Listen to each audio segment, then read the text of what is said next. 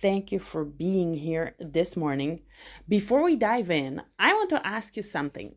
How many of you have ever thought digital pathology sounds amazing, but I don't have access to a scanner, so what's the point of learning about it right now?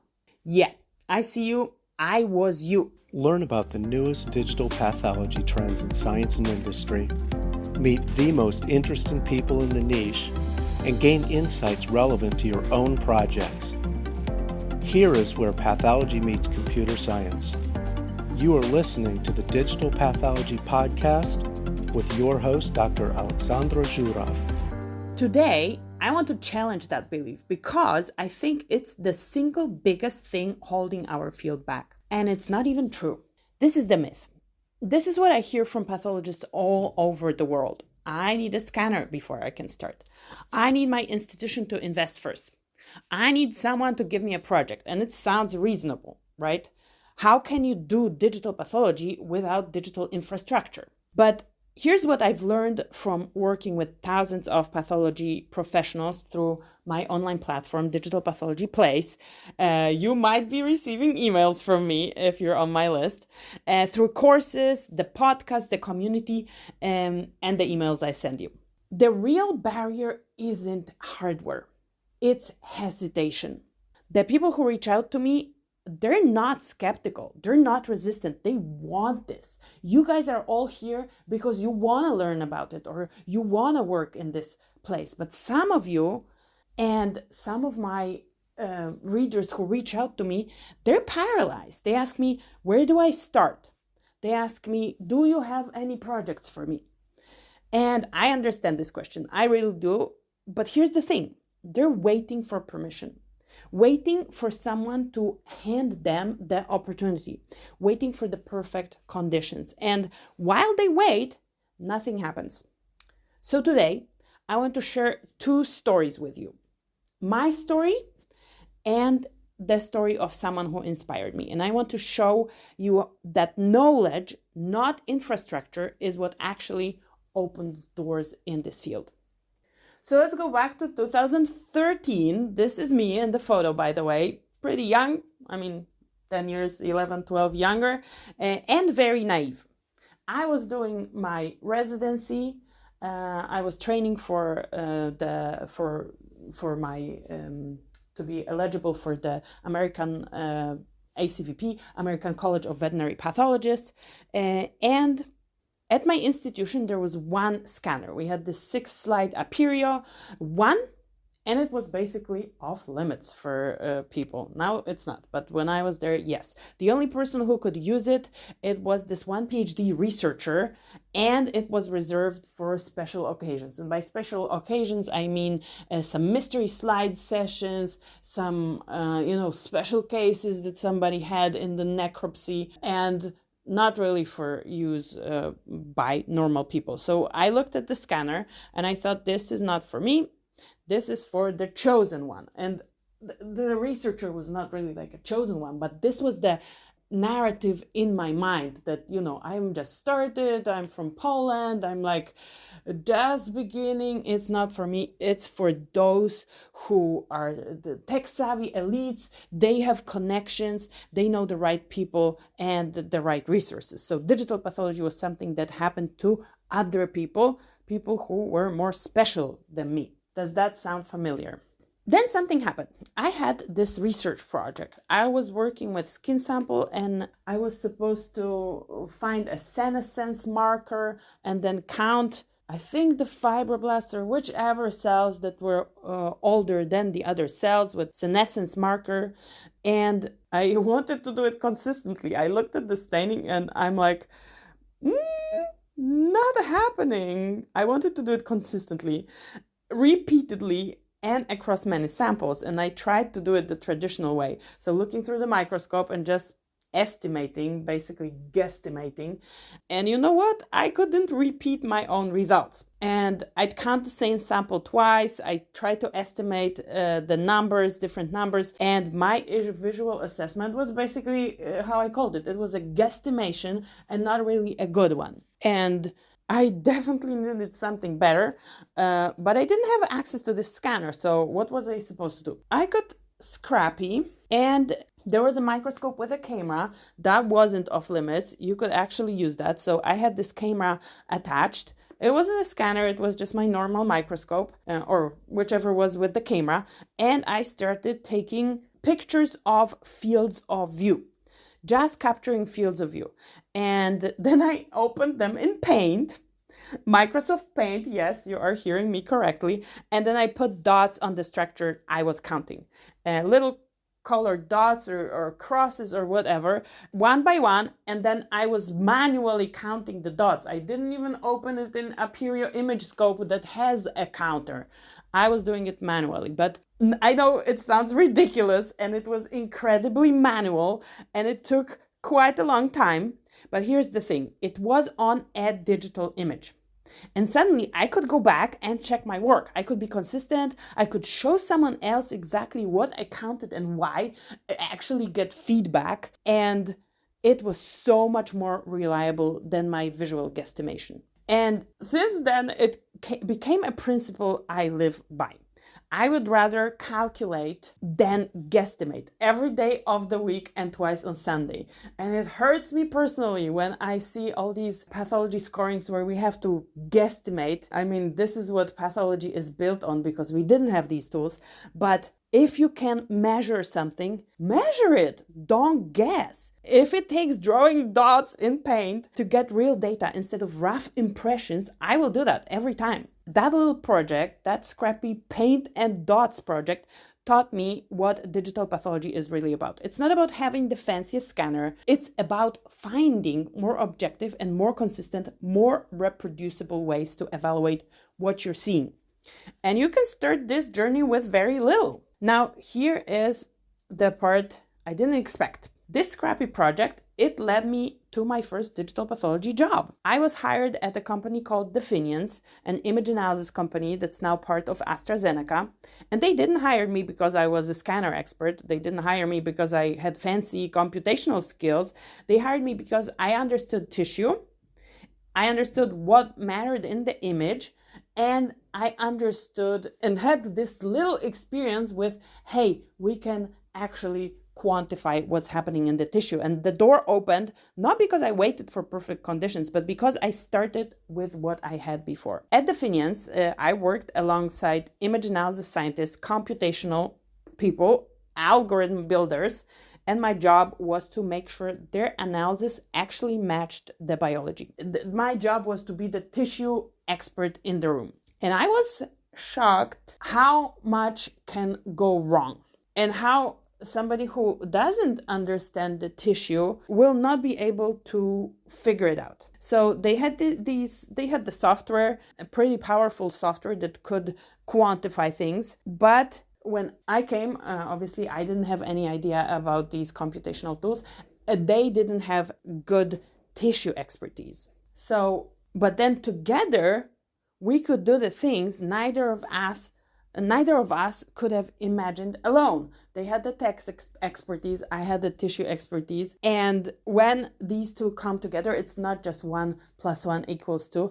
The possibilities open and it grows exponentially. This is when the magic happens, where we work together. And this is the insight I wanted to take home today. Knowledge is the key that unlocks technology's real power. The scanner exists, they're getting cheaper.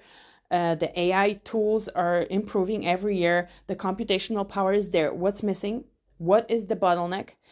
It's people who understand what matters, people who know the biology and the digital pathology principles. And I'm not saying like every single aspect of them, but basically people who can work together and make this exponential benefit for the patients, for research, for science happen. That's you. This is your expertise, your knowledge. You don't need to wait for the infrastructure. The infrastructure needs you, but it needs you to understand how this all works. It needs you to learn. Now, you might be thinking, okay, Alex, that is nice. You were in Europe. You had access to a microscope camera at last. At least you eventually got a job at this fancy digital pathology company, and your path isn't everybody else's path. which is totally correct. And you are right. I am just one story. So let me tell you about someone who started with even less and achieved even more. And this is Dr. Talat Zehra. She's an assistant professor at the university in Karachi in Pakistan. And I had the honor of having her on my podcast and hear her story, and it absolutely blew my mind. So look at these numbers. Pakistan has over 220 million people, and you know how many pathologists? About 500. So that's the same number. It's a low number of pathologists, the same number as we have in Poland, but we have only 38 million people in Poland. So yeah, different scale. For context, Poland, where I'm from, has 38 million people and roughly the same number of pathologists. Pakistan has nearly 6 times the population with the same pathologist workforce. And scanners, she had 0, no access, nothing. Just a microscope with a built-in camera connected to a screen. That's it. Then 2020 happened, COVID, everything shut down, her university closed, her private practice stopped. She was stuck at home, isolated, missing pathology. So what did she do? She joined the Digital Pathology Association. She started reading papers, learning about whole slide imaging, computational pathology, deep learning, concepts she had never worked with before. She conducted a nationwide survey about digital pathology awareness in Pakistan and published it. She didn't have the infrastructure, but she built the knowledge. And then she wanted to go further. She wanted to try AI tools on her microscope camera images. So she started reaching out to vendors, international companies with AI platforms. And you know what happened? They said no. They said no. Basically, often when they found out that she didn't have a scanner, they refused. They didn't think AI could work on microscope camera images. They didn't see the point because all these algorithms are built on whole slide images, and it was rejection after rejection. She didn't stop. She kept contacting people. She kept asking. And finally, one company, and you can go and visit their booth in the exhibit hall, Aphoria, said yes. They gave her a demo account for a month and a half. They gave her access to their AI platform. And now at this point, Dr. Talat Zehra knew nothing about annotations, nothing about training algorithms, nothing about testing AI models. And in her own words, she said, I was completely zero. I had completely zero knowledge. But she learned. And a customer success manager taught her how to annotate, how to build algorithms, how to test and train. So kudos to the team at Aphoria. And this is a point I want to make here, a little pause, that vendors, I call them the unsung heroes of digital pathology. They can teach you so much. So she learned all that from the customer success manager at Aphoria. And in that month and a half, she completed 3 projects, 3 AI projects on microscope camera images. Those 3 projects all published in peer-reviewed journals. She won the Path Visions Travel Award. She worked with more vendors, more platforms, more collaborators. And today she has over, I don't know how many exactly, but definitely over 10 published projects in computational pathology, and all done on microscope camera images, not whole slide scans. She switched her entire career from clinical pathology to computational pathology research. And she also said, if you work hard and you are sincere in your efforts, you can get the results. No need to be disheartened if you don't have a scanner, or if you don't have an image management system, or if you don't have something. Figure out what you have. So there's no need for you to be disheartened that there is not everything in place where you want to do digital pathology. So do you see the pattern? My story, her story, they're structurally the same, even though, we were in different places of the world. We didn't wait for perfect infrastructure. We started learning with what we had, and the knowledge opened doors we didn't know existed. Knowledge first, technology followed, not the other way around in our cases. So let's talk about us, let's talk about you, and let's talk about what happens after today. Because here's the truth about conferences like this one. It's an amazing event. It's like Christmas party, like a company Christmas party. I mean that in a good way. It's exciting, it's energizing. You see people you haven't seen all year. you learn new things, you feel inspired. But what happens after the Christmas party? You go back to your normal life, back to your caseload, back to your routine, and all that energy, that inspiration, it fades. So path number 1, I call it the forgetting loop. You came to this conference, you learned things, you took notes, maybe you even remember to watch the recordings later, and then you forget. Life takes over and months pass, and next year you come back to a conference like this and you're starting over, asking the same questions, feeling the same overwhelm. Where do I start? What should I focus on? Do you have any projects for me? And the loop repeats. And I see this from people who have sent me these emails couple of years in a row. And there's also a path number 2, another path. You came, you learned, and you committed to keep learning beyond today. Not in a vague, I should really learn more about this way. In a concrete way. You pick one thing you'll do regularly, one learning habit. Maybe it's setting up PubMed alerts for digital pathology papers. Maybe it's joining a journal club. Maybe it's picking one vendor whose webinars you really actually watch. Maybe it's my platform. Maybe you want to join me on Friday at 6 a.m. for our DigiPath Digest journal club activity. I have regulars who are joining, but it doesn't really matter. It doesn't have to be. Pick whatever resonates with you. The point is you make it a habit, not a one-time event. A habit, something you do weekly. I don't know if you want to do daily, more power to you. But if you do that, imagine yourself here next year. Same conference, same community, but you're different. You're not a kid in a candy shop anymore, overwhelmed by all the options, not knowing where to look. You know exactly what candy you came for. You're asking specific questions, making focused connections, having deeper conversations. You have your map for advancing digital pathology in your environment, because this is super crucial to understand what you need. There is no, as much as we want standards and everything, there's no one size fits all in digital pathology. And that's what a year of consistent learning does. And here's what becomes possible. You start seeing opportunities that were invisible before. Projects you can contribute to, problems you can solve, gaps you can fill. And you don't just see them, you lead them. You become the person others come to with questions. You land roles you didn't know existed. Project leader, research collaborator, the person who makes things happen in the digital pathology space. You start pilots at institutions everyone said weren't ready to do digital. You improve patient care in ways you couldn't have imagined. This isn't fantasy. I've seen it happen. I've seen people transform. So where do you start? I'm not going to hand you a project. I'm not going to give you a scanner, but I will give you this. This is my book, Digital Pathology 101. Everything you need to know to start and continue your digital pathology journey. And you need no scanner to read it. You just need curiosity. You can scan this code, download it, and start reading. And this can be your first step today. And then pick something and keep going. You can join my email list if you want. I report from conferences.